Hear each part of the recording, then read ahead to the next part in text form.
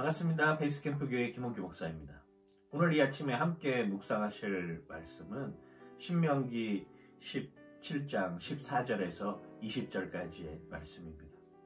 신명기 17장 14절에서 20절까지의 말씀 속에는 하나님이 모세를 통하여서 왕을 세울 때에는 어떻게 해야 되고, 그리고 그 왕들은 어떤 것을 조심해야 될 것인가를 우리에게 알려주고 있습니다.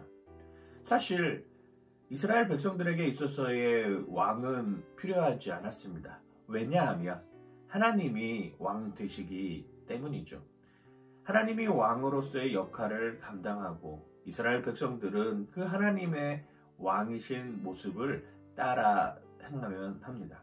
광야에서 인도하시는 하나님은 충분히 그 역할을 수행하고도 남으셨습니다. 그리고 왕의 대리인인 모세를 통하여서 직접적으로 이스라엘 백성들에게 전달할 수 있는 여건들이 있었죠.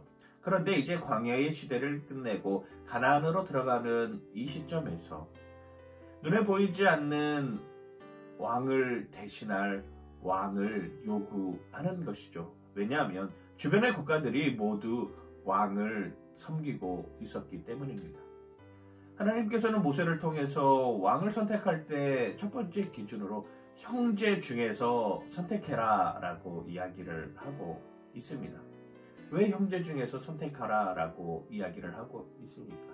똑같이 동등한 입장에서 생각하고 동등한 입장에서 그 권력을 유지해라 라고 하는 것이죠. 왕이라고 하여서 자신이 가지고 있는 교만함이 더 높아지는 삶이 아니라 똑같이 형제들과 함께 할 수 있는 그런 역할의 왕을 필요로 했던 것입니다. 그러면서 첫 번째로 중요하게 생각했던 것이 무엇입니까? 왕은 말을 많이 가지지 말아라 라고 하는 것입니다. 애굽의 주된 군사력은 말이었습니다. 말이 이끄는 전차 부대였죠. 그들은 정말 막강한 힘을 가지고 있었습니다. 말을 의지한다 라고 하는 것은 무엇입니까? 말에게 의존하기 시작하면 하나님의 힘을 보지 못한다라고 하는 것이죠.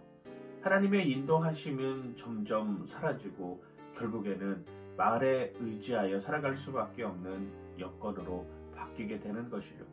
그걸 경고하고 있는 것입니다.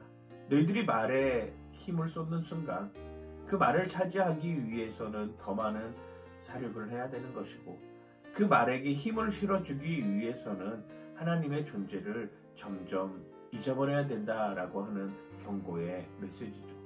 또 두 번째는 무엇입니까? 아내들을 많이 두지 말라라고 하는 것입니다. 솔로몬은 이 경고의 메시지를 저버렸습니다. 그리고 수많은 여인들로 인하여서 결국 나라가 두동강이 나고 말게 되는 결과를 우리는 이미 알고 있습니다. 요즘도 마찬가지죠. 가정의 화목을 이루기 위해서는 아내 말을 잘 들어야 되는 것 아니겠습니까? 그렇습니다. 아내들이 많아지기 시작하면 서로 간에 시기와 질투는 이루 말할 수도 없고, 계속 남편에 대해서 요구사항이 많아지는 것 아니겠습니까? 자신의 요구를 관철하기 위해서 끊임없이 남편을 가만히 두지 않는다라고 하는 것입니다. 정책을 이끌어 나가는 데 있어서의 다양한 의견도 중요하지만 그 결정이 어느 한쪽으로 치우쳐서는 안 되기 때문에 아내들을 많이 두지 말라라고 이야기를 하고 있는 것입니다. 또 세 번째는 무엇입니까? 은금을 많이 취하지 말라라고 하는 것입니다. 돈의 노예가 되지 말아야 된다라고 하는 것입니다. 왕이 돈의 노예가 되는 순간 어떻게 해서든지 그 돈을 가지고 오기 위해서 다른 사람의 것을 빼앗아 와야 되기 때문입니다. 결국 말도 마찬가지고 아내도 마찬가지고 은금도 마찬가지고, 이것들이 결국에는 무엇을 위한 수단입니까? 인간이 가지고 있는 자신의 탐욕의 수단입니다. 그리고 교만의 수단으로 갈 수밖에 없는 것이죠. 그래서 그렇게 이야기를 하고 있는 것입니다. 18절, 19절, 20절의 말씀에 이렇게 보면, 그가 왕위에 오르거든 이 율법서의 등사부를 레위 사람 제사장 앞에서 책에 기록하여 평생에 자기 옆에 두고 읽어 그의 하나님 여호와 경외하기를 배우며 이 율법의 모든 말과 이 규례를 지켜 행할 것이라. 그리하면 그의 마음이 그의 형제 위에 교만하지 아니하고 이 명령에서 떠나 좌로나 우로나 치우치지 아니하리니 이스라엘 중에서 그와 그의 자손이 왕위에 있는 날이 장구하니라.